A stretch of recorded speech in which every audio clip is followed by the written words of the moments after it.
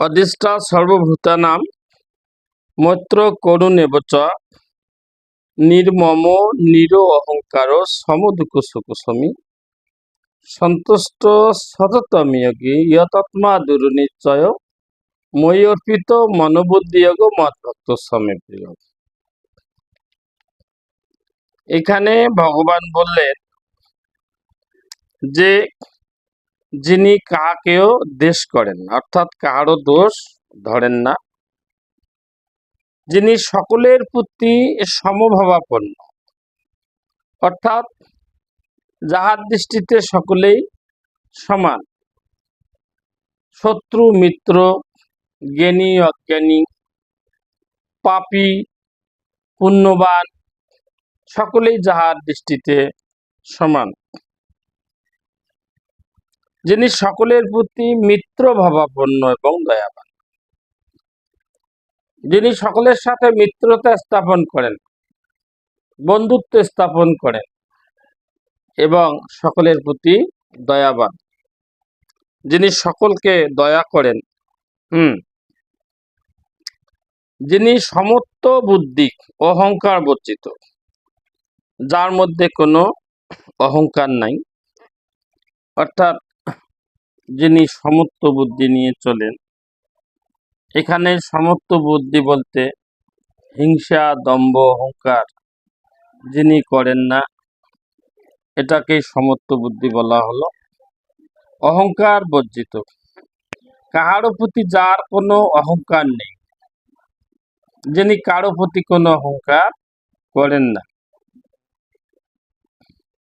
যিনি সুখে দুঃখে সমভাবাপন্ন, বলা হলো যে সুখে এবং দুঃখে, যিনি সুখেও যেরকম অনুভব করেন, দুঃখেও সেরকম অনুভব করেন, সদা সন্তুষ্ট, অর্থাৎ সবসময় সন্তুষ্ট থাকেন, যিনি সবসময় সন্তুষ্ট থাকেন, অর্থাৎ তৃপ্ত, আত্মতৃপ্ত, অভাব অনটন থাকিলেও সন্তুষ্ট, সমাহিত চিত্ত, যার হৃদয় সমাহিত চিত্ত, অর্থাৎ সমাহিত চিত্ত বলতে এখানে ঈশ্বরের প্রতি যিনি সবকিছু সমাহিত করে দিয়েছেন, ঈশ্বরকে ভক্তি শ্রদ্ধার মাধ্যমে সবসময় অন্তরে ধারণ করে রেখেছেন।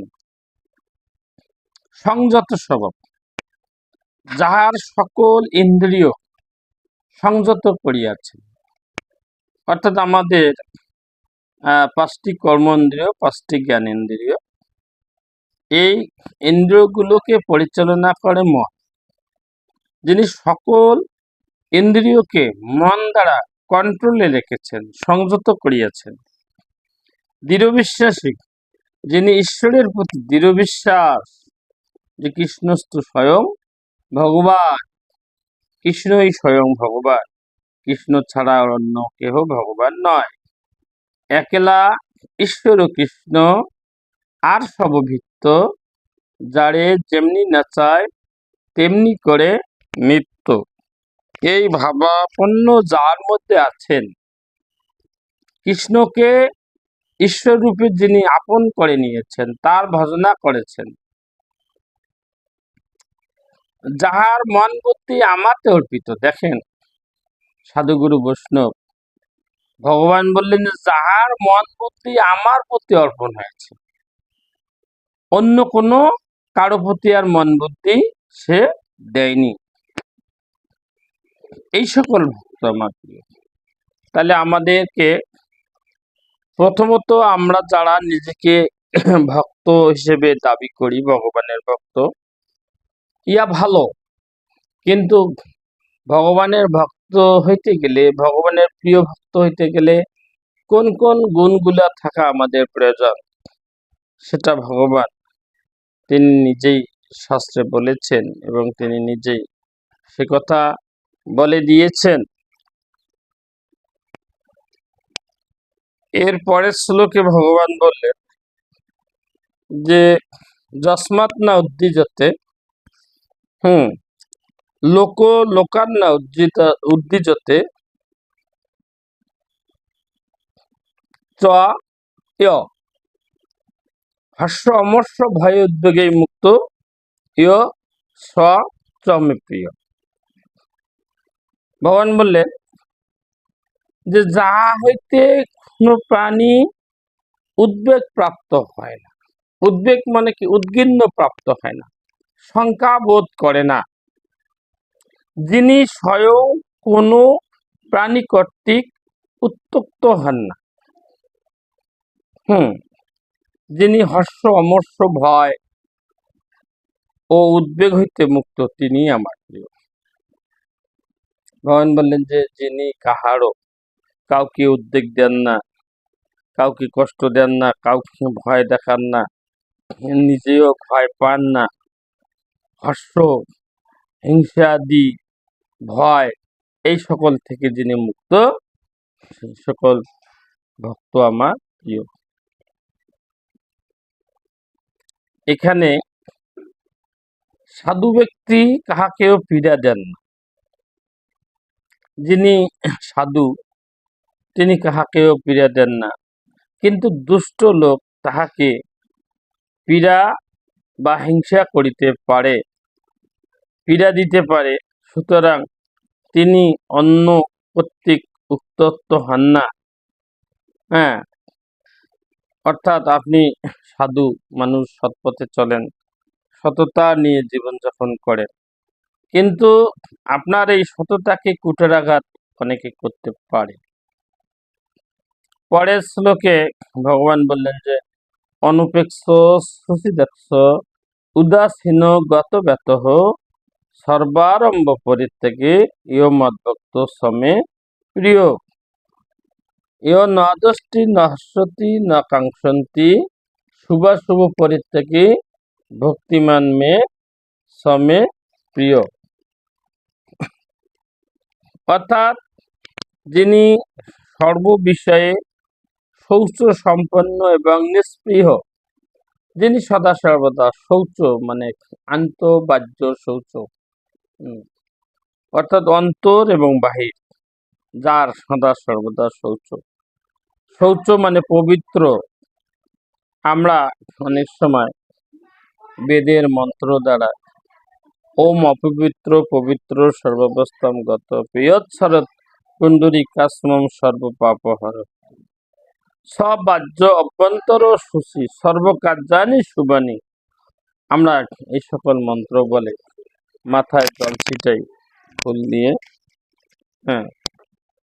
এটা এক শৌচ। আর যিনি সদা সর্বদা অন্তরে শৌচ, প্রতিটা মুহূর্ত যার হৃদয়ে শৌচ, দেহান্তরী রূপ রসাদি কোনো বিষয়ে যার কোনো অপেক্ষা নাই, বাহ্য অভ্যন্তর সদা শুচিয়, এই সকল বিষয়ে যিনি সর্বারম্ভ পরিত্যাগী, কোনো প্রকার আরম্ভ করেন না, শৌচ থাকেন, কাউকে পীড়া দেন না, মনোপীড়া দেন না, এই সকল ভক্ত ভগবানের প্রিয়। ভগবানের ভক্ত হতে গেলে আমাদের এই গুণগুলো অর্জন করিতে হবে। এই গুণগুলো যদি আমাদের মধ্যে অর্জিত না হয়, তাহলে আমরা ভগবানের ভক্ত হব কিভাবে? যিনি ইষ্ট লাভে ইষ্ট হন না, অর্থাৎ কোনো কিছু পেলে অতিরিক্ত আনন্দিত হন না, অথবা অপ্রাপ্য বস্তুর আকাঙ্ক্ষা করেন, অর্থাৎ তিনি যে বিষয় তার অর্জন করা সম্ভব না, যাহা তিনি অর্জন করতে পারবেন না, এই সকল বিষয়েও যিনি কোনো আকাঙ্ক্ষা করেন না, যিনি কর্মের শুভাশুভ ফল পরিত্যাগ করিয়াছেন, তিনি কর্ম করে যাবেন, এই কর্মের ফল কি হবে, ভালো হবে মন্দ হবে, এ বিষয়ে যিনি কোনো প্রকারে চিন্তা চেতনা করেন না, ভগবান বলছেন যে এই সকল ভক্তই আমার প্রিয়। আমাদেরকে অবশ্যই ভগবানের প্রিয় ভক্ত হতে হবে এবং এই সকল ভগবানের যে বিধি নির্দেশ, এই বিধি নির্দেশগুলো আমাদের মেনে চলতে হবে। পরের শ্লোকে তিনি বললেন, সমশত্রু চ মিত্রে চতাথা মান অপমানেয় শীতোষ্ণ সুখে দুঃখসু সমসঙ্গ বিবর্জিত তুল্য নিন্দাস্তুতি মৌনী সন্তুষ্ট কেনচিত অনিকেত স্থিরমতি ভক্তিমান মে প্রিয় নরহ। যিনি শত্রু মিত্রে সমান, মান অপমানে, শীত উষ্ণে, সুখ দুঃখে সমত্ব বুদ্ধি সম্পন্ন, যিনি সর্ব বিষয়ে আসক্তি বর্জন করিয়াছেন, অর্থাৎ যার কোনো বিষয়ে আসক্তি নাই, যেমন ধন সম্পদ, টাকা পয়সা, বাড়ি ঘর, এই সকল বিষয়ে যাহার কোনো আসক্তি নাই, যিনি নিন্দাতেও যাহার যাহার তুল্য জ্ঞান, যিনি সংযত বা অর্থাৎ সংযত, অর্থাৎ যিনি শান্তশিষ্ট নম্র ভদ্র, গৃহাদিতে যাহার মমত্ব বুদ্ধিবোধ, অর্থাৎ অনেকে আমরা সংসারে প্রতি আকৃষ্ট হয়ে যাই, আমরা আসক্তিতে পড়ি, কিন্তু যে সকল ভক্তের গৃহে আছে কিন্তু গৃহ তার মধ্যে নাই, এই সকল বিষয়ে যার অনাসক্তি, এই সকল ভক্ত ভগবানের প্রিয়। ভগবানের ভক্ত হতে গেলে এই সকল প্রিয় কাজগুলো ভগবানের করতে হবে, তাহলে আমরা ভগবানের প্রিয় হব। তিনি পরের শ্লোকে বললেন, যেহেতু ধর্ম মৃতম ইয়ক্তম পয়ুপাসতে শ্রদ্ধানা মত পরামা ভক্তাতে অথিব মে প্রিয়া। যারা শ্রদ্ধাবান ও মতপরায়ণ হইয়া এই সকল ধর্মের অনুষ্ঠান করে, সেই সকল ভক্ত আমার অতীব প্রিয়। ভগবান বললেন যে, হে অর্জুন, দেখো, যে সকল ভক্ত আমি এই যে তোমাকে যে উপদেশ দিলাম, মান অপমানে, হিংসা নিন্দা, শীত উষ্ণে, গ্রীষ্মে গরম ঠান্ডা, এই সকল সমত্ব বুদ্ধি, আপন পর, এই সকল সমত্ব বুদ্ধি যাহার অর্জন হয়েছে, যিনি অর্জন করিয়া জীবন পরিচালিত করতেছেন, এই সকল ভক্ত আমার আরো প্রিয়, অতীব প্রিয়। অর্থাৎ এর আগে ভগবান উপদেশ দিয়েছেন যে, হে অর্জুন, যে সকল ভক্ত এই গুণগুলো অর্জন করে তারা আমার প্রিয়, কিন্তু যারা এই গুণগুলো অর্জন করে জীবিকা নির্বাহ করেছেন তারা আমার অতীব প্রিয়। আসুন আমরা সকলে মিলি ভগবানের যে অমৃত এই গীতা, শ্রীমদ্ ভগবত গীতা, যে গীতা মানব কল্যাণের জন্য, মানব জাতির জন্য দর্শন রূপে তিনি একজন পরিপূর্ণ মানব জাতির জন্য তিনি দিয়ে গেছেন, সেই থেকে আমরা সকলে মিলে শ্রবণ করি, কীর্তন করি, নমস্কার করি। গীতা সুগীতা কর্তব্য কিমন্ন শাস্ত্র বিস্তরে ইয়া সম্পদ নাবস্য মুখপন্নাথ বেনিশ্চিতা। অর্থাৎ এখানে বলা হলো যে গীতা সুগীতা কর্তব্য, একমাত্র গীতাই আমাদের পঠন পাঠন করা কর্তব্য, তাছাড়া অন্য কোনো শাস্ত্রের আমাদের পঠন পাঠনের কি প্রয়োজন আছে। শুধু তাই নয়, তিনি নিজেও গীতার মধ্যে, গীতার যে মাহাত্ম্য সেখানে বলা আছে যে, দেবকী নন্দন কৃষ্ণ গীতা পাঠেন তস্যতি যথানা বেদদানেন যজ্ঞতীর্থবত আদি দেহ। অর্থাৎ ভগবান শ্রীকৃষ্ণের একমাত্র আদরের ধন নয়নের মণি শ্রীকৃষ্ণ গীতা পাঠে যে সন্তুষ্ট হন, তিনি যজ্ঞ দান তপস্যায় সেরূপ সন্তুষ্ট হন না। আমরা অনেকে ভগবান শ্রীকৃষ্ণের এই অমৃত তুল্য গীতা আমরা পঠন পাঠন থেকে অনেক সময় আমরা বিমুখ হয়ে যাই। ভগবান বিমুখকারীদের কথা বলেছেন যে কুম্ভী পাকেশু পশ্চৎযাবৎ কল্প ক্ষয় ভবেৎ অহংকারের মুরাত্মা গীতার্থ ন ব্রহ্মণ্যতে। অর্থাৎ যদি কোনো মূঢ় ব্যক্তি অহংকার বসে এই গীতা নিন্দা করেন, তাকে কুম্ভিপাক নরকে বসবাস করিতে হবে। মনুষ্যস্য কচ্চিৎ মে প্রিয়কৃতম ভবিতা ন চ মে প্রিয়তর ভুবি। অর্থাৎ মনুষ্যর মধ্যে সেই সকল ভক্ত আমার অতীব প্রিয় হবে যারা এই গীতা শ্রবণ কীর্তন সদা সর্বদা করে। আমরা সকলে মিলে গীতার মাহাত্ম্য দান করি।